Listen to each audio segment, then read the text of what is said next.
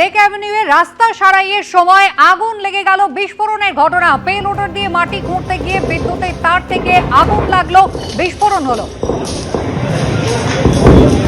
রাস্তা সারানোর কাজ চলছিল লেক অ্যাভিনিউতে এবং সেই সময় পেলোডার দিয়ে রাস্তার যখন খোঁড়ার কাজ চলছিল সেই সময় বিদ্যুতের তার থেকে আগুন লেগে যায় এবং তারপরে বিস্ফোরণ হয়।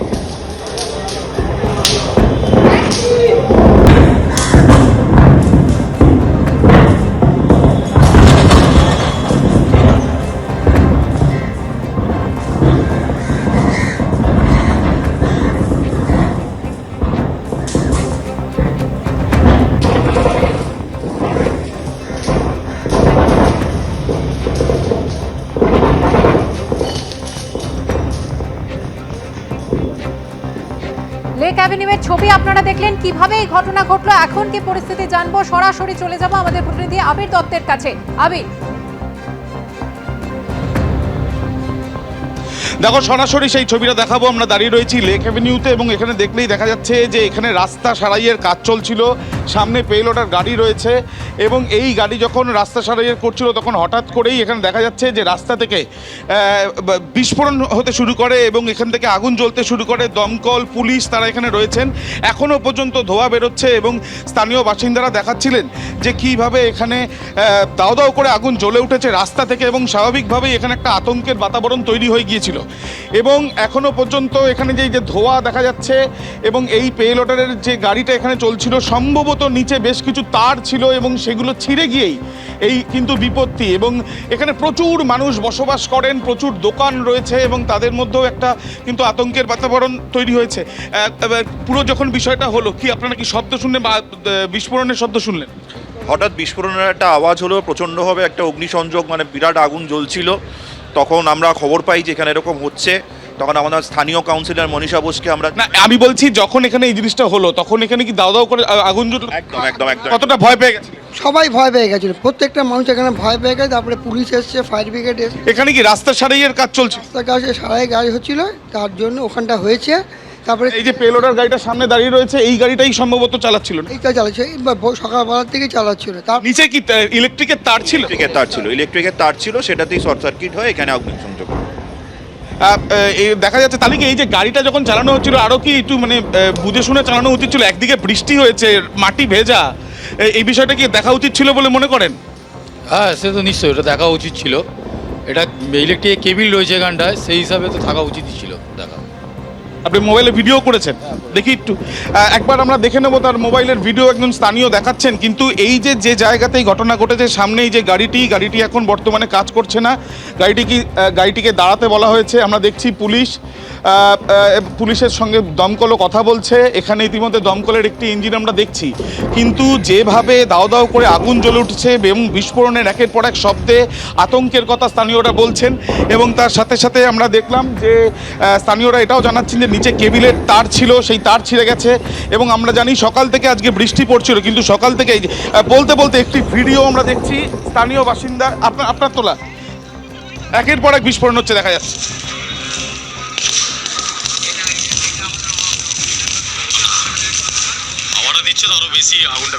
আমরা দেখলাম এই ভিডিওটা, আমরা অবশ্যই তার কাছ থেকে নেব, কিন্তু এখনও দেখা যাচ্ছে যে এখান থেকে ধোঁয়া বেরোচ্ছে। এবার ব্যাপারটা হচ্ছে যে এখানে এত মানুষ বসবাস করেন, নিচে যে তার, যে কেবিলের তার রয়েছে যেটা ছিঁড়ে গেছে বলে স্থানীয়দের দাবি। সামনে এই পেলোডার গাড়িটাও রয়েছে। এই যে গাড়ি যখন এখানে রাস্তা সারাইয়ের কাজ চলছিল, একেই বৃষ্টি পড়েছে, তার মধ্যে কি সঠিক নিয়ম মেনে হয়েছিল কিনা সেটা পরবর্তীকালে তদন্ত করার জন্যই ইতিমধ্যে পুলিশ এসছে। কিন্তু মানুষের মধ্যে যথেষ্ট আতঙ্ক। বলতে বলতে আমরা দেখছি যে হোস পাইপের মাধ্যমে দমকলের তরফ থেকে আগুন নিয়ন্ত্রণ করার জন্য এই যে ধোঁয়াটা বেরোচ্ছে সেই ধোঁয়াটা সম্পূর্ণ নিয়ন্ত্রণ করার বা কুলিং প্রসেস সেটা তারা করছেন। প্রচুর মানুষ এখানে এসে গেছেন। একবার যেমন এই ছবিটা দেখাচ্ছি, সঙ্গে সঙ্গে দমকলের তৎপরতা আমরা দেখছি। কিন্তু এখানে প্রচুর মানুষ যারা এখানে থাকেন, শুধু নয় কর্মসূত্রেও এখানে অনেকে আশেপাশে আসেন, অনেক দোকান রয়েছে। আরও বেশ কয়েকজনের সাথে আমরা কথা বলবো। আপনিও কি স্থানীয়? ওনার সাথে তো কথা বল। আপনারা যখন স্থানীয়, আপনারা কি শব্দ শুনলেন? আমরা আওয়াজ পেয়েছি, খুব বড় অনেকটা আগুন উঠে গেছিল। তখন সঙ্গে একটা ভয়ঙ্করই আগুন, একেবারে এলাকার মানুষজন তারা আতঙ্কে রয়েছেন এবং যেমনটা জানা যাচ্ছে যে এলাকা বিদ্যুৎহীন রয়েছে। লেক অ্যাভিনিউয়ে রাস্তা খুঁড়তে গিয়ে যে ঘটনা ঘটেছে সেই ছবি বারবারই আপনাদের সামনে তুলে ধরছি। আগুন, বিস্ফোরণ।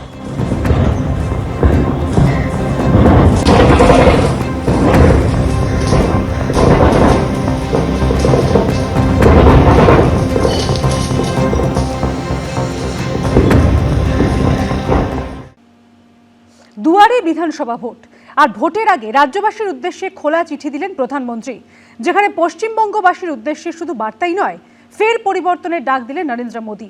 আর এই নিয়ে পাল্টা আক্রমণ শানাতে ছাড়েনি তৃণমূল। আর কয়েকটা মাস, তারপর বিধানসভা ভোটে লাইনে দাঁড়াবে পশ্চিমবঙ্গের মানুষ। একদিকে ক্ষমতা ধরে রাখার লড়াই, অন্যদিকে ক্ষমতা দখলের। একসময় যে মমতা বন্দ্যোপাধ্যায় পরিবর্তনের ডাক দিয়েছিলেন, আজ তিনি স্থিতাবস্থা চাইছেন। উল্টো দিকে পশ্চিমবঙ্গের ক্ষমতা দখল করতে চাইছেন নরেন্দ্র মোদী, অমিত শাহ। আর মরিয়া লড়াইয়ে নেমে সিপিএম কংগ্রেস দাবি করছে ওপরে মোদী মমতার লোক দেখানো লড়াই, আর তলায় ম্যাচ ফিক্সিং। এই আবহেই ভোটমুখী পশ্চিমবঙ্গে রাজ্যবাসীর উদ্দেশ্যে খোলা চিঠি দিলেন নরেন্দ্র মোদী, যেখানে পশ্চিমবঙ্গবাসীর উদ্দেশ্যে শুধু বার্তাই নয়, ফের দিলেন পরিবর্তনের ডাক। চিঠির শুরুতেই নরেন্দ্র মোদী সম্বোধন করেছেন আমার প্রিয় পশ্চিমবঙ্গবাসী। এরপর মা কালীকে স্মরণ করে নরেন্দ্র মোদী লিখেছেন, আর মাত্র কয়েক মাস, তারপরেই নির্ধারিত হবে পশ্চিমবঙ্গের ভাগ্য। আমার স্বপ্নের সোনার বাংলার আবাল বৃদ্ধ বনিতা আজ চরম বঞ্চনার শিকার। তাদের যন্ত্রণায় আমার হৃদয় আজ ভারাক্রান্ত। তাই অন্তরের অন্তঃস্থল থেকে আমি একটি সংকল্প গ্রহণ করেছি, পশ্চিমবঙ্গকে বিকশিত ও সমৃদ্ধ করে তোলার সংকল্প। আর কতদিন আমরা মুখ বুজে সহ্য করব? এবার পরিবর্তন অপরিহার্য। জয় শ্রীরাম ছিল ওনাদের মুখে, সেখান থেকে জয় মা কালীতে আসতে হয়েছে। আমরা জয় বাংলাও বরিয়ে ছাড়বো ওই প্রধানমন্ত্রীকে দিয়ে।